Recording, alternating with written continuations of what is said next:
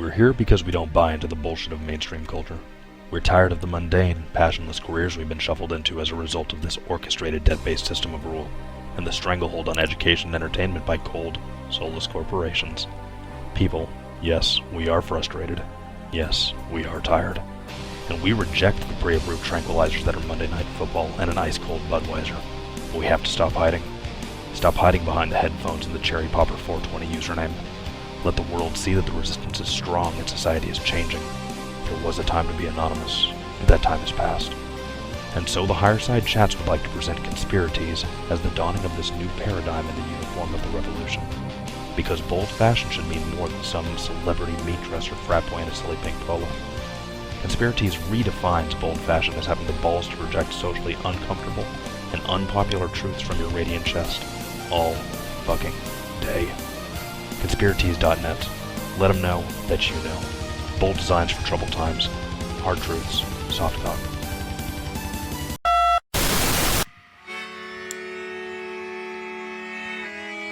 In the 1930s, President Franklin Delano Roosevelt addressed the nation through a series of radio broadcasts known as the Fireside Chats. His aim was to reassure the common man that our society would recover from its troubled times. But we're far from 1930, and I deal with a different kind of fire. For a new era of worldly frustration, we offer a fresh conversation.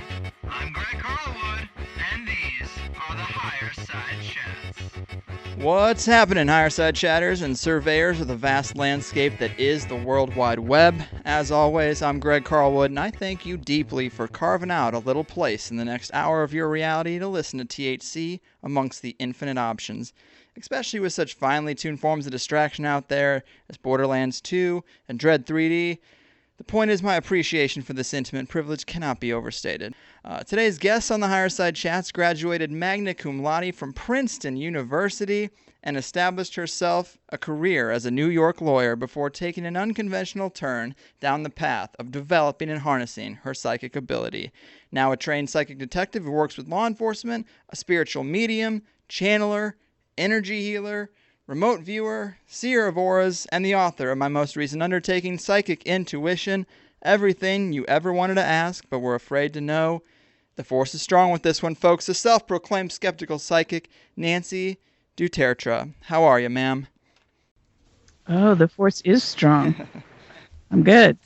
Nice. Well, you know, your book, Psychic Intuition, it really did a lot to help me understand psychic ability and how it works, because now it seems less like magic or some X-Men ability and more like the idea that psychic abilities like channeling and remote viewing and stuff, they're just kind of the sight, smell, touch, and hearing of a well-tuned mind rather than the body. Would you say that's kind of a fair description? Yeah, I mean, that's sort of the whole point of the book, is to bring it to a level where, you know, starting with point A, you know, for anybody who's not already somewhere like up somewhere higher up in the alphabet there. Start with point A and get everybody on board, get everybody to understand that psychic ability, as far as I'm concerned, it is not magic. It is an absolute natural physiological ability.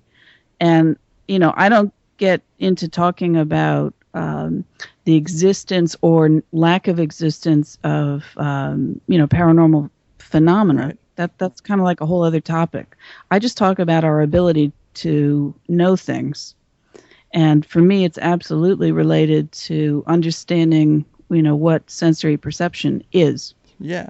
I mean, that's what I took away from your book. But it is interesting that you went down this path, because most people with such a well-established and respected bunch of achievements like Princeton and a successful law practice in New York, they would typically shy away from like social taboos like psychic abilities. So how did this happen for you?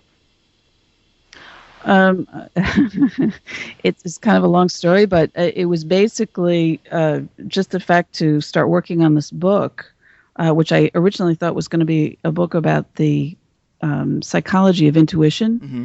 And what I discovered was psychologists really, they don't like intuition too much. They call it other things. They call it empathy, which to me is something really very different. Resonant empathy, transference, countertransference. So they have all these names, and they spend a lot of time sort of avoiding it. Mm-hmm. And they talk about certain like uncanny qualities of knowing things, but then they sort of chalk it up to, well, it's some type, you could imagine what it's like to emotionally connect with your client, and therefore you can come up with maybe similar imagery or something like that. But they don't really get into it, and it's almost, they did a lot of discounting of it. So I looked into neuroscience. I thought, well, maybe they're taking a look at it, and they really can't stand intuition because it's way too subjective. And that's when all of my research sort of took off, and I was talking to anybody and everybody who knew anything about intuition, and that's how I started really getting into the whole psychic world. And at a certain point, I realized it's not like another intellectual topic where you can talk about it. It just doesn't work that way. You have to be inside it from an experiential point of view in order to know it, and then you can talk about it. So I trained for about 10 years. I was apprenticed to a well-known psychic detective, and I studied with a bunch of mediums and medical intuitives, and it turned out I had some ability. So the book is sort of all about, if I can do it, anybody can do it, and that it is trainable. We all have this ability. We most of us lose it, not everybody, but most of us. I was never aware that I ever had it. And I think, that sort of makes a difference in writing about it, because I come from the other side of the fence. Sure. So I have a great amount of empathy and understanding for skeptics. I actually really enjoy skeptics because they're doing, up to a point, they're doing it's a good service. You should always question everything. I agree. And, for the better part of this conversation, I'd like to talk about some of the major criticisms of psychics and hit them kind of head on, because I think a real lack of that is what leaves people on the fence. And, I kind of want to start with this because I was on the fence too, and I really have to stay skeptical until I have some kind of personal experience with it. But as I was reading your book, my lovely girlfriend was watching Hell's Kitchen, and Gordon Ramsay does this thing where he tests the chef's palate by blindfolding them and making them guess what they're tasting. And these food experts are wrong like 70% of the time, but nobody doubts the sense of taste. So maybe it is a bit unfair to hold psychic ability to a standard of it's either 100% accurate or 100% bullshit. I mean, would you say that's fair? I like that analogy. That's kind of funny, actually. I mean, usually the one that people talk about is, well, doctors, physicians, who we hold up to these, they're like gods. They're wrong a large percentage of the time. I mean, nobody really talks about it because they don't want to. But they're not 100% right, and no psychic is ever 100% right. And I explain why that is, for exactly the same reason that a physician isn't. I mean, you're dealing with facts, but then you're dealing with this other, editing quality of the human brain where you got to decide which facts are important. And then you got to decide, well, what do those facts mean? So you got to put together interpretation. Well, in doing all of that, there's a whole lot of room for going wrong, even if you accurately picked out the right set of data to begin with. Exactly. And I think another problem is that with the traditional five senses, it's easy to see and understand the tools of the body that you use for them, ears, eyes, tongue.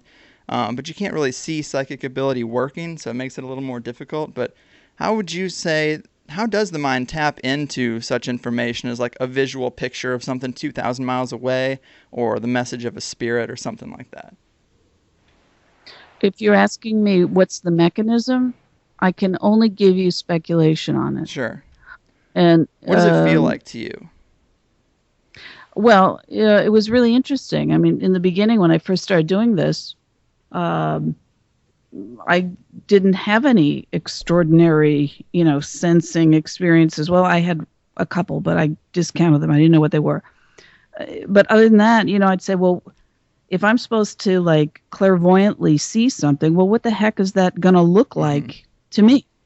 What I realized is it doesn't necessarily look, first of all, you're not necessarily seeing it with your physical eyes. Course. that's number one. That's really important. And I had always heard mediums, saying, "Wow, I see your grandfather standing, behind your right shoulder, and he's wearing a cap on his head or whatever." Right. And I thought that they were all literally seeing somebody there with their physical eyes, and that's just not the case. Most of them aren't. Mm-hmm.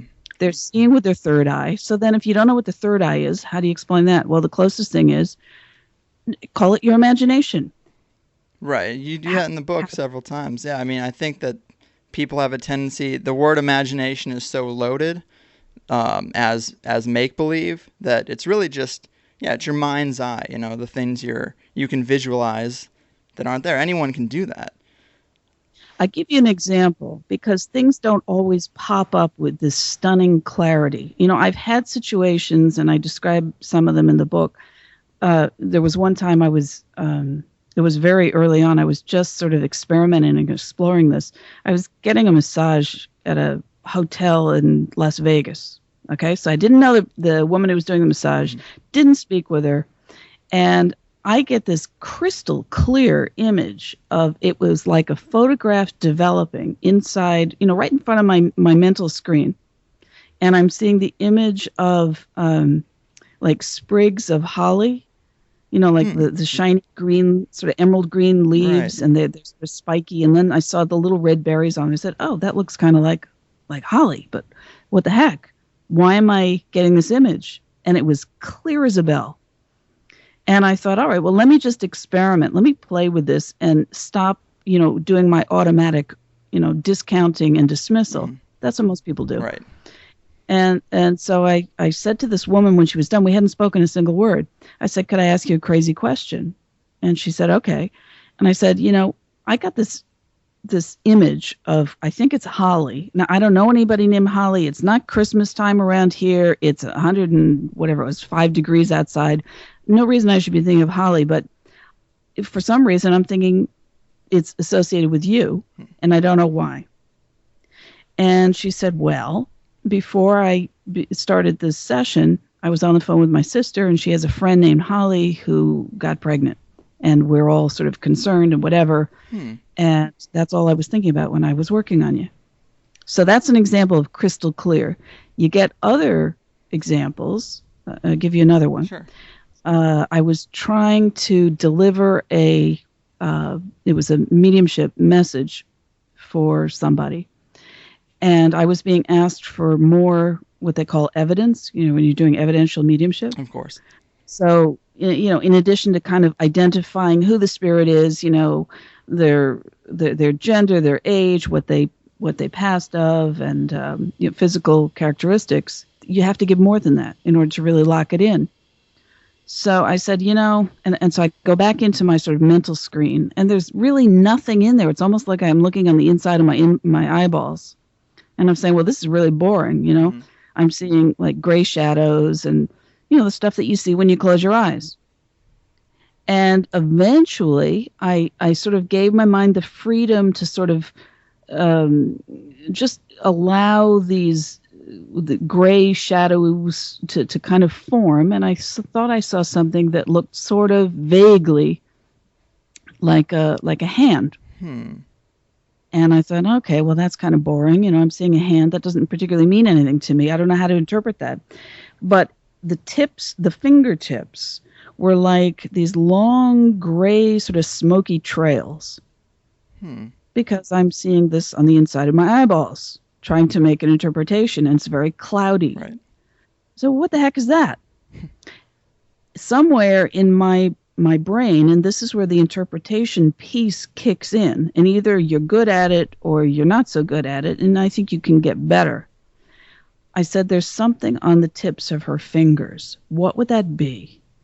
And so when I delivered the evidence to the sitter, the person I was, telling her about the spirit that was there for her, I said, the spirit woman, she's got something on the tips of her fingers. Now, to me, I'm interpreting that almost like those, in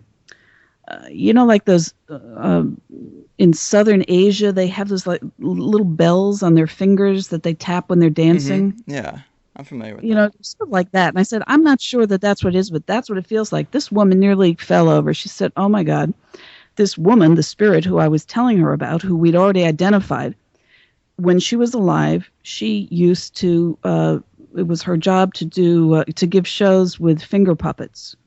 Whoa.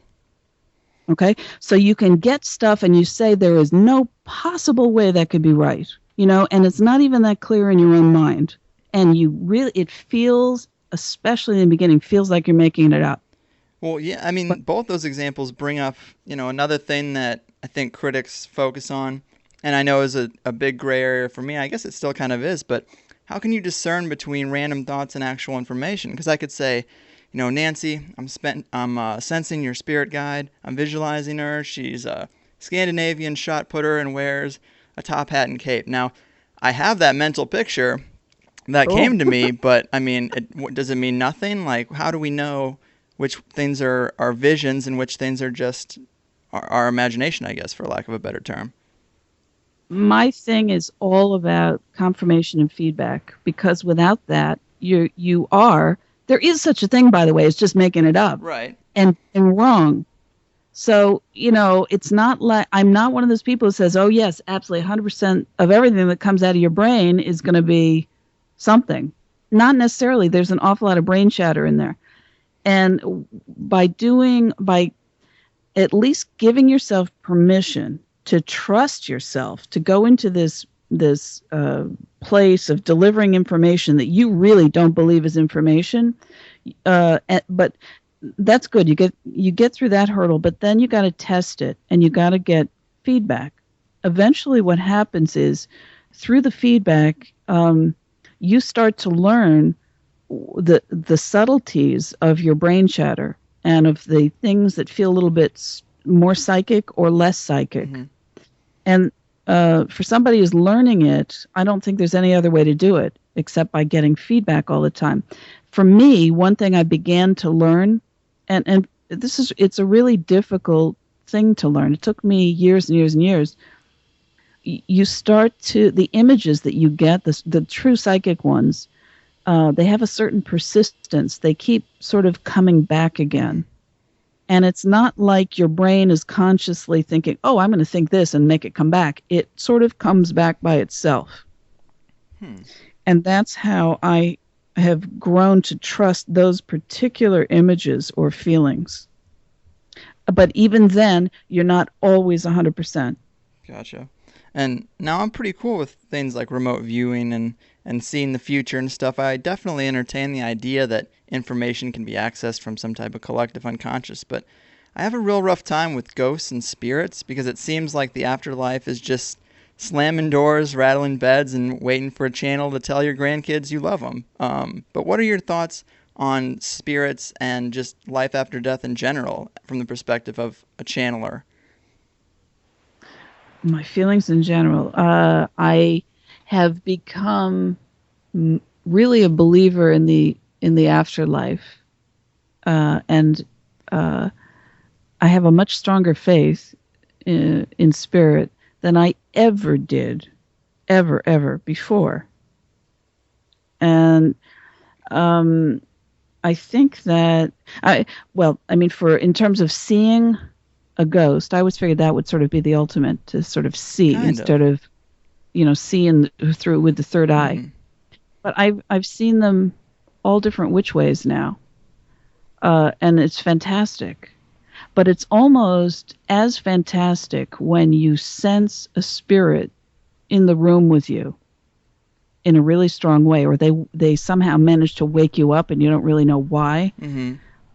And in your mind, your imagination, quote unquote, or your third eye, is able to see exactly what they look like, right down to the details, the color, the clothing, facial hair, the style, their height, their weight, all that stuff. And you say to yourself, well, that's interesting, but I've got to be making it up. But then you go and you check in a history book and you manage to get a photograph and you say, holy cow, wow. And it matches. And at that point you say, I don't need to see with my eyes, although that really actually is a really cool thing. You could smell them. That's another thing I learned. you can be touched by them. I got basically just about lifted up off the ground by a spirit who I learned afterwards had been identified by other mediums as a very angry security guard who was guarding a courthouse door, and I was messing around with my little my K2 meter. I think I was running it around the door, and virtually got lifted off the floor by the scruff of my neck. So you can feel it, you can smell it, see it, hear it. They're all different ways. Weird. And if you start to open your mind to those possibilities, the experiences come to you. If your mind is shut off to it, the experiences do not come to you. It's very I don't know. It's weird, but that's how it works like that. Yeah, I mean, there's so many people have experiences that it's really tough to just discredit it all as, as hokey. But I mean, it just seems weird. Like, what is life like for a spirit? Like, it just seems kind of like they're stuck here without any way of communicating, or with very little ways of communicating, and they're just kind of walking around in our houses and stuff. Like, what do you think life is like for a spirit, having communicated? Have you ever asked one? No, I never asked a spirit what it's like. I think that my automatic assumption, and this is speculation again on my part, I don't know, but my assumption is that they're living interdimensionally and that they're sort of crossing a dimensional barrier from time to time, so that I don't know that there's. I mean, clearly there's sadness or anger associated with a bunch of earthbound spirits, and that you can feel it and you get it and you sense it, and there's a certain, obviously, the looping quality of behaviors. Right. That is a theme that comes up pretty often, and I actually was thinking about the idea that, and same with something like past life regression, where people just feel that they have this this past life. I almost think that it says something about the nature of time, that time could be, we could be in a bunch of parallel universes, and then once in a while they kind of touch, and you see this energy that was doing this activity at one point in history, and for some reason it crosses onto this plane. I've thought that, but you think it's not necessarily like a movie plane. They're conscious beings? Some of them are and some of them aren't. Really? Yeah. Some of them are just like movie images. And I do think it's like, you're bumping into almost like this inanimate thing. I've actually, I knew somebody who worked in it was a haunted castle, and there was a particular room, I think maybe it wasn't in the castle, it was some other place, but there was a room in this place where there was one of these types of spirits that would just walk from one end of the room to the other, back and forth and back and forth. And it didn't matter if you were standing there, if you were talking to them, nothing. Because they would just perform whatever this, recidivistic thing was, this action or behavior over and over again. Although he told me that on one occasion, he decided to, this guy that I knew, he decided to stand directly in front of the spirit on its pathway. And this was not an interactive spirit at all. The spirit apparently sidestepped him. Weird. Around him. So there's some, sensing or awareness on the part of the spirits of our dimension, even though I don't know that they're, 100% into our dimension. I frankly, I don't think so. Yeah, it is a weird thing. But also, you spend a lot of time in the book talking about language and just all these ideas people have about life that kind of keep them from understanding psychic ability. And something that a lot of my favorite musicians and comics have commented on is this idea that their most creative and brilliant moments, they feel like a receiver of thoughts rather than the thinker of thoughts, sort of along the lines of the muse concept. But how has your psychic development shaped your opinions on just thoughts in general? Like, is every man an island, or are we pulling from some cloud data? Well, you know my answer to that. Right. We all like to think that we're islands, and in the 400 years of empirical thinking, we all assume that we're islands, that you can't get into another person's head, you can't be them in any sense. And my clear understanding now is that's 100% wrong. That we are, it sounds like a cliche these days because everybody says, "Oh, we're interconnected." Well, yes, we're absolutely interconnected. And if you look at us in the sense of energy, all of our energies overlap, and the thoughts that we have, the emotions that we have, generate different energy.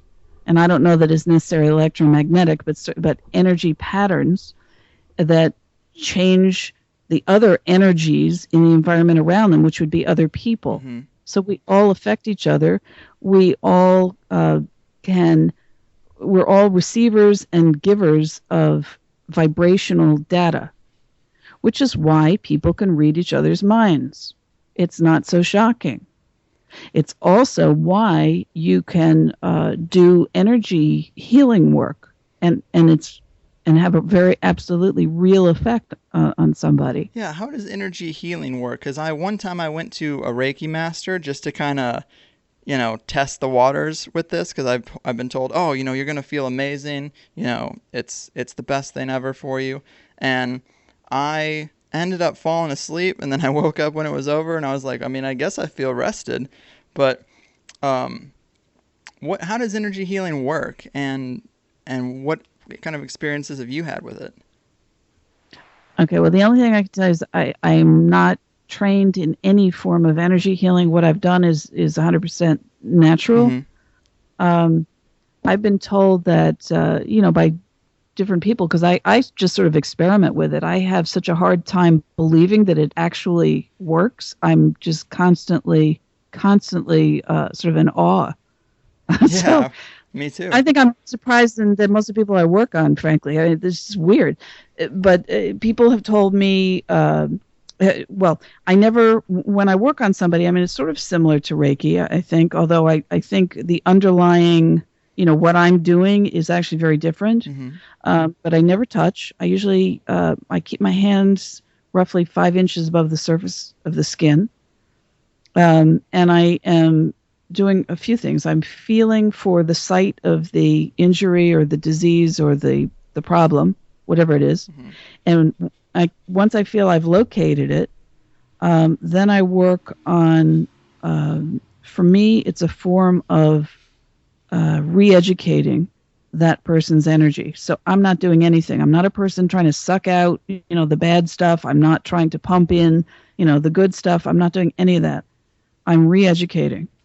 So that it's very important that the person not fall asleep. You might want to remember that for the next time, because your energy has to participate in its own healing. Gotcha. So people have told me they've gotten very large electrical shocks, and I'm nowhere near them. People feel sometimes that I'm actually on their skin, touching their skin. I'm nowhere near them touching. There's usually, almost everybody tells me that they feel heat, sometimes cold, sometimes like little tiny shocks or little like pinpricks. There's usually a sense of a magnetic feeling. It's really different depending on the person and also the type of injury or problem that they have. But it's very strange, and almost everybody tells me that they actually do feel better. Now, whether the sensation is something long lasting, I think it depends on each person, and I don't get to stick around long enough to get enough feedback from most people. But I do know that at least in the short term, almost everybody that I deal with is kind of surprised. They feel better, and every time I'm doing that, I'm saying to myself, because I'm always skeptical, is that like a placebo thing going on or what? But the fact that they feel things, and usually when they are having a sensation, I will have almost the identical sensation in my hand. Weird. Yeah, it's very interesting how it works. So there's a merging of energies that goes on at some point. Well, you bring up the placebo effect, and that was going to be my comment, is something that a lot of people use to dismiss the whole field of psychic abilities in general. But I take a different approach to the placebo effect, because it seems like if, people entertain the idea that you can will something to happen, and that's really what the placebo effect seems to be. It's almost like a catalyst to doing the real work yourself. Your mind just feels like it can do it, so it does it. I almost think the same about energy healing. Like, if you put the faith that you're being healed, it's really just a way to manifest it in third dimension reality, when really you're kind of doing it yourself, because people seem to have the ability to do that themselves. It's just not something that our society appreciates or wants to focus on. Yeah, well, first of all, you tell me one person who has figured out what causes the placebo effect. Well, right, yeah.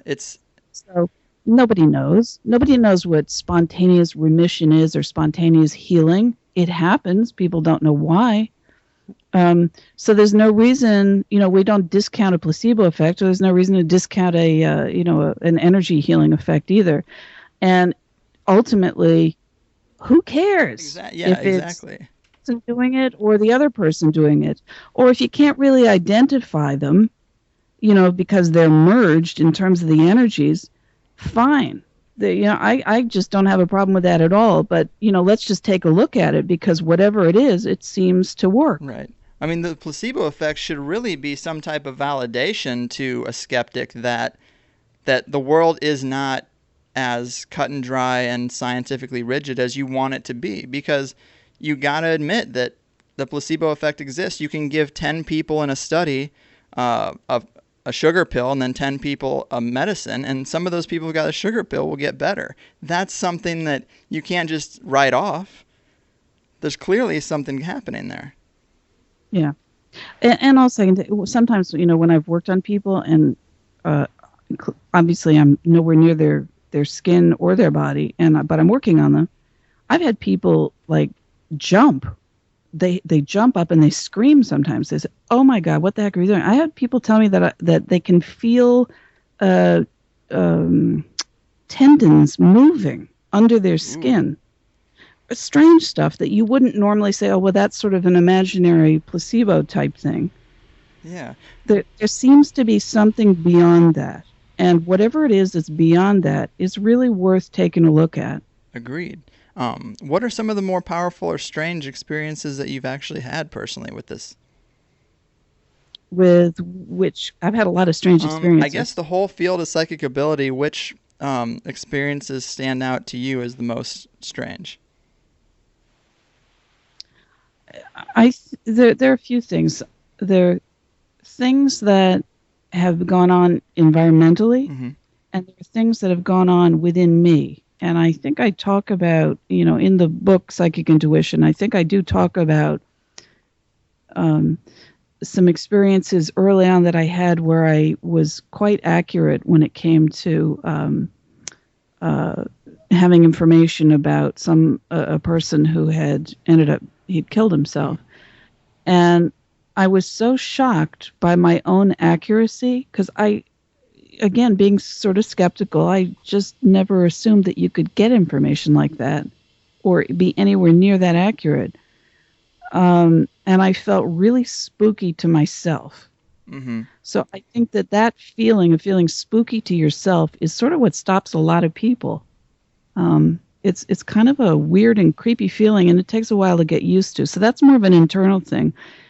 In terms of externally, what I think have been some of the weirdest, I think one of the strangest experiences I had was when I was doing it was a paranormal investigation of this the castle in Wales, and they had a medium there. I hadn't really decided that this was anything that I did I was interested but didn't do it, so I was not, out there being a medium at that point. And they said, okay, we're all going to do table tipping, and I didn't know what that was. But we all went. This was there were about 20 people that had, I think, died that they knew of in this castle. Plus, it was converted from it was a tuberculosis hospital for a while for kids. So a lot of kids had died there. But anyway, we go into the basement, and there are about 6 of us sitting around this fairly heavy wooden round table. Mm-hmm. All of our hands were told we got to put them on the top of the table, so you can't hook your thumbs under. Once everybody's got to see each other's hands. You were so tight around the table you can feel your neighbor's knees, and they put a little tea candle in the center, and I'm sitting next to the medium, and she's sort of invoking the spirits or whatever. And the table, all of a sudden on a cement floor, it jumps and simultaneously twists counterclockwise. And I would say it jumps maybe 5 or 6 inches. Flips me out. And so I scream. I think the woman next to me screamed. And we get yelled at by the leader of this group. And he says, if you can't keep it under control, then you have to leave because, this is serious stuff. Mm-hmm. But okay. And I decided no matter how scared I wasn't going to, at that point, keep really buttoned up. So the table continued to jump and twist and jump and twist. It did this maybe, I don't know, 5, 6 times, maybe more than that. Whoa. And then at a certain point, and the lead investigator got so excited, he told everybody stop. He brought down the other team, and they put these EMF meters. They had 3 EMF meters that they put sort of equidistantly around, the people sitting at the table. So there's one in between me and the medium, and then, the other 2 placed on the other side. So we go back into this sort of semi-trance state, and all of a sudden with everybody's hands on the tables, and I can feel their knees, and nobody's lifting any, the table floats up roughly, I'm going to say about 1.5 feet. So the table is above my head. Whoa. And it's higher on my side than it is on the other side. It's uneven. And I'm saying to myself, this is got to be the strangest thing I've ever seen. Yeah. The people standing who were not actually seated at the table, they said later, they said, did anybody see the huge flash of white light that went off over the tops of your heads over the table? And of course, none of us had seen it. They all saw it though. And they said it imploded and then went zooming off into the corner of the room. At any rate, this table, it floats back down like it's on clouds. This would have been a really, really, really hard thing to stage. And there were no strings. There were no magnets, just nothing. Right. And I would have felt somebody moving something underneath the table if they had been. And everybody clearly had their hands on the table, and no one was near enough to the table that they could have done anything. That is so strange. So, what do you think, I know it's kind of tough to explain the mechanism, of course. It's like trying to explain how smell works to someone with no nose. But what do you think is happening there? Well, I can tell you that I realized at a certain point when this was happening that I would know about, I don't know, maybe 10 seconds before the table was going to jump. The way that I knew this was because, and I described this as almost like having a temporary brownout, like an electrical brownout. Mm-hmm. The electricity doesn't totally go off like in a blackout, but it sort of dims out. Mm-hmm. My brain dimmed out and my sight dimmed out. And so every time it would dim out, I knew, the table is about to move. So I am absolutely convinced that it was spirit activity. It was certainly using my energy. It was probably using other people's, but I know it was using mine because I never had that experience before, to manifest in our physical world. Also, interestingly, of all of the EMF meters, there was only one that was active. during this whole time, and it was one between me and the medium that had a very high EMF reading, and the others were at 0. That's an interesting story. I mean, I'm always fascinated by that stuff. I'm dying to have a personal experience of some type. What are your thoughts on things like on time and things like fortune telling and tarot cards and future prophecy? Yikes! Do you get into that at all? I have a deck of cards. Every once in a while, I will, because I really don't know how to do cards, and I have a vague idea what the things are supposed to mean, but I don't really use them. In fact, I have said to people, friends and colleagues of mine who do use them, why do you bother? I mean, as far as I'm concerned, they're just tools. Yeah. You don't need them. You could get the messages directly. I just try and get them directly. I mean, I kind of agree. I think the way it works is you can do it with anything, I think. But if you give yourself a framework to speak with the universe, it'll happen. Like if the universe keeps throwing out the number 42 to you and you start to say, okay, when I see that means something, you've just given the universe says, okay, well then if you're gonna operate like that, I know how and when to communicate with you. I kind of think that tarot cards are like, just certain pictures have symbolic meanings, and you kind of allow the universe to talk to you a little bit, if that makes sense. That's kind of how I take it. Yeah, it's a little bit of a combination. I do think that somehow there are probably energies that will enable certain cards to, I'm not going to say manifest, but to be available, okay, to be pulled. In the same way that, with if you're doing paranormal investigations, Frank's boxes, using the radio frequencies, it'll go back and forth, sort of scanning, but every once in a while it'll pick up a string of words that will be extremely meaningful. It's sort of the same thing. You're giving they're tools to allow spirit to manifest using certain either sounds or cards or information. But you can do exactly the same thing with your brain. Well, you have a lot of psychic exercises in the book. Which ones do you think would be most effective in jump-starting someone's mental aptitude who wanted to give it a try? I teach this in the New York area, and I started out originally thinking I had to start from, kind of like I was still thinking very academically. I got to start from point A, and, we got to start with the easy stuff, and I'll eventually get up, and eventually we'll get to this, the mediumship stuff, which is, the most complex, I suppose, in sort of dealing with spirit energy and that kind of stuff. Eventually I realized, no, I don't have to do that. I can teach anything at any point. It doesn't really matter, just as long as somebody has a willingness to jump right in, both feet in. I could start you off with mediumship to try and tune in, or I could start you off with psychometry or something really simple just in terms of trying to feel energies. But the whole idea is jump in, don't be afraid with whatever answer you come up with, and don't be afraid of the answer whether you were right or wrong. To me, that was always terrifying. I hate being wrong. I can see that, but yeah. It's okay, and you got to be wrong in order to learn. Right. Nothing is 100%.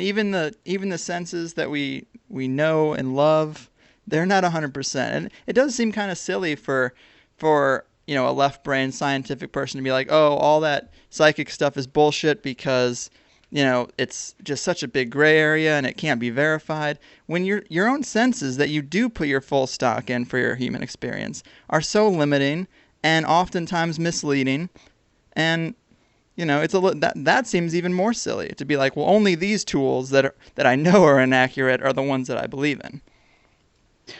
It's kind of like the idea that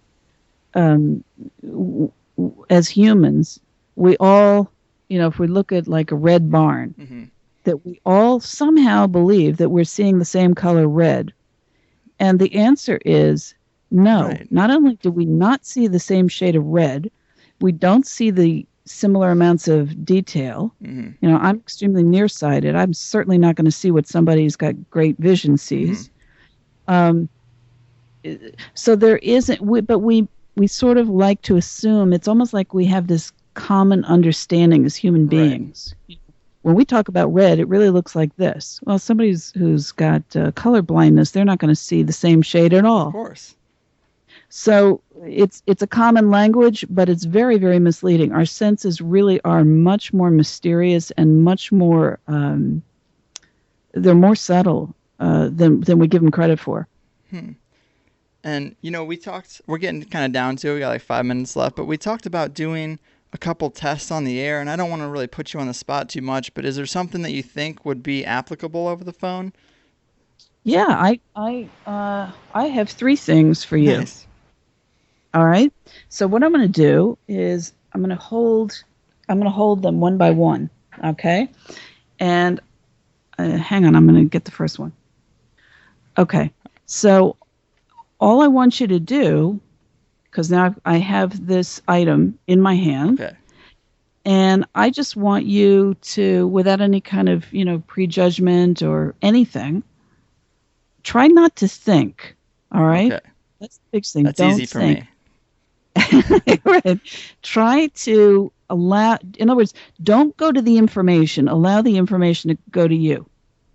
And if you sort of close your eyes and you just try to allow your imagination, or try to see, if you use seeing, try to imagine what this object, you don't have to say what it is. That's another big clue. Right. But you describe it in whatever way feels comfortable to you. And see what you come up with. Let's see. Is it something cylindrical, kind of like a pen? Yes, it has a yes. That type of shape? Yes. Is it a remote control? It's not a remote control, but it has, if you were working on an auditory level with the sound of remote control, it would be similar. Gotcha. Like a microphone? Not a microphone. It's weird. I'm very untrained. No, you're doing great. You're doing great so far. Yeah, I just have the imagery of something kind of long, like a pen or a microphone. See if you can find another sense on it. Another sense. In other words, do you get a color? Do you get I get a dark texture? color. I feel like I get like a black or a brown. Okay. Are you thinking that, or are you seeing that? It's hard to say. I guess you're telling me I'm probably thinking it. I think you're thinking it, because before you said, is it a microphone? And most microphones are black, so I think you're thinking it. It Could be projecting. See, I feel like to some extent I'm kind of just like guessing stuff. Right. Well, that's what it feels like. Right. You tell me when you're ready to give up. I'm ready to give up. Okay. I'm holding a long-stemmed red rose. Now, you were 100% right when you said, is it cylindrical like a pen? Right. I was getting that long, small, like narrow kind of shape. And that's interesting, because when I was thinking remote control, I even thought about it like from the side, like the thin side. Right. So that's interesting, because, I mean, and of course, who knows? But there are an infinite number of possibilities that I could have picked up, and I could have said, oh, is it like a rock? Like a paperweight? Is it a square? So. And you said remote control. Now, this is a rose. Okay? So auditorily, you have the RO sound that was coming through. You didn't interpret it 100% the right way, but it was, once you start working with that, that's the degree of subtlety, okay, that you're working with when you're doing this kind of stuff. It makes sense. And the more feedback you get on it, the better. Yeah, of course. Can I hold an object? You can do whatever you like. Yeah, because I mean we're doing things like that. Last exercise is my ability, and my ability is awful. So let me try. No. Let me try grabbing something. Listen, that's one thing that you should not be doing is putting down your own ability, which is classic, by the way. Everybody does that. There. And you have to stop. That's really important, because in giving yourself permission to do this kind of work, which is really hard because everybody wants to be right, because we're used to being right, you got to be really careful. Okay. All right. I got something. I'm holding something. Am I supposed to do anything special? No, you don't have to do anything special. You're holding something, and as long as you can edit out dead air, I'm fine with that too. Sure. Okay, so here's a sensation that I'm having, which I'm going to describe to you. I just looked at, because I thought you were going to ask me to pull up an object for you. I'm feeling as though the image of the object that I was about to present to you is blocking. It's overlapping an image that I think that you have. But the image that I am getting is sort of like a pyramid. Okay. That's not too bad. Any other thoughts or feelings about this? Okay, hang on. Trying to see if I can figure out a practical application on it. I'm not getting a sense of anything under the pyramid shape. But to me, I'm very focused on the flatness of the sides and the point of it. To me, it feels almost it feels very almost like a cold, and it would be like stone metallic, something like that, but cold, Okay. sheer, no texture on it. Okay, that's pretty good. But in terms of what it is at this point, I don't know what it is. Well, I picked something that I thought would be pretty tough to get, and what it is a little gift shop statue of the Golden Gate Bridge, which has two huge, peaks on it that are very pyramid in shape. They're two triangles, and you said you can't get a practical application because there isn't one except to spend money. And you said it's pretty untextured. It's pretty untextured. You said cold. I mean, it is metal. I think that's not bad. I mean, considering what I was holding, it seems a little bit difficult to get that. I did an interview on another radio show, and the host was a real diehard skeptic. And pretty much started out the show, well, yes, so you say you're a psychic. Well, yes. So I don't believe in that kind of baloney. So if I were to, I never had an experience. If I were to say to you that, you have a 14-year-old son, that'd be a bunch of, and before I can finish the sentence, I said, well, actually, he's 13 and a half. But thank you for proving my point.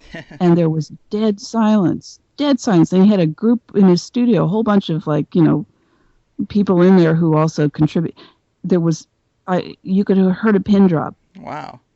Well, but how would I do that again? And the point is, it's very subtle. It's difficult. We don't quite understand why it would work, Right. But if you allow the possibilities, they increase, they don't decrease. Yeah, I think it does have something more to do with an underlying phenomenon within our existence that we just ignore than it does about, special people. I think that's kind of a big problem with the field, is that, everybody's like, oh well, like people get really new agey, and they're like, well, I'm special, and I sense this and that, and it seems a little hokey to, your average member of American society, and I think that there's too much going on to ignore it all completely. And your book does a great job of showing how language and senses and all that they're constructs, and you overlook them, and they carry with them certain opinions that you might not even have, but they go with the language. Yeah, it's that classic thing that you ask the fish about everything in its environment, and it tells you about all the rocks and the plants and the other fish, and completely forgets to tell you about the water. Mm-hmm. Because that's what we live in. We live in the context of our language, and it does shape the way that we perceive things. And I talk about how actually they've done scientific studies that show if you put a linguistic name next to a color, for example, it will change which color the brain decides to call that color. Right. That's a real creepy thing too. You think your eyesight is what you can trust over any other sense. And I mean, to an extent, you're still using your eyesight, but your brain processes the language before the color, which is what you're trying to see. Exactly. So people ought to, lighten up a little bit on this stuff about, we can only trust what comes to us through our five senses. Agreed. It's best to just be open-minded. But that pretty much brings us to the hour. Thank you so much for coming on the show. I had been trying to get a psychic for a while, but I was having trouble getting anyone. I think if the show was called Showers of Light or Kundalini Rising, they'd have jumped at it. But I appreciate your willingness to have the conversation. Your book is excellent. Where can people keep up with you and what you're working on next? Yeah, thank you. I appreciate it. So the name of the book is Psychic Intuition, Everything You Ever Wanted to Ask But Were Afraid to Know. Anybody can find me on my website, which is theskepticalpsychic.com. And in terms of what I have coming up, oh my goodness, my schedule is going crazy. I'm doing tons of book signings, a lot of Barnes & Noble stores that I'm, doing signings and lectures in. In fact, if anybody, there's a lot of stuff going on. If anybody wants to know absolutely everything is on my website, theskepticalpsychic.com, they could take a look. Perfect. And one last question. Do you have any advice for someone who may have listened to this and be thinking, I'd like to kind of give it a shot, and they want to go see a psychic? Now, obviously there's a lot of frauds and a lot of people. I mean, in capitalism, that's going to happen. I mean, we reward trickery. So do you have any tips so someone doesn't have a bad first experience that turns them off? How can you track out someone who's a little more serious? How can you weed out a fraud? Is there any simple way or any clues? You know what? Unfortunately, I don't think there is a simple way. I wish there were.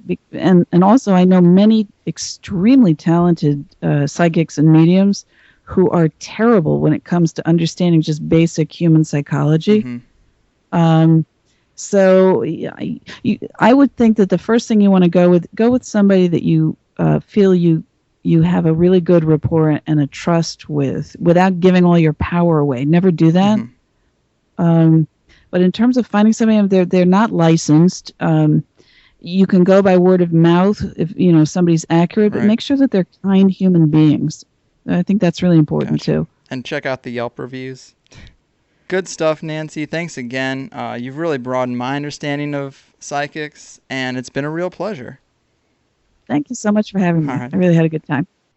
There it is, folks. Nancy Tertre. Check her out at theskepticalpsychic.com. I'm Greg Carlwood. This is the Higherside Chats. Here's a track from a great little Denver band, Pandora's Pack. My favorite song of theirs, Tiny Little Robots. Stay strong against the cold, abrasive backhand of capitalism in Western society, and I'll meet you in the future, where my next guest, Jason Miller, will be here to talk about his new book, Financial Sorcery, Magical Strategies for Creating Real and Lasting Wealth. Something I could definitely use. Also, check out conspiracies.net. Great designs for an enlightened mind. The highest quality t-shirts I could possibly make. I'm very proud of the brand. Please do your best to support it. All right, people, I'm out of here. You are fucking welcome. Tiny Little Robots.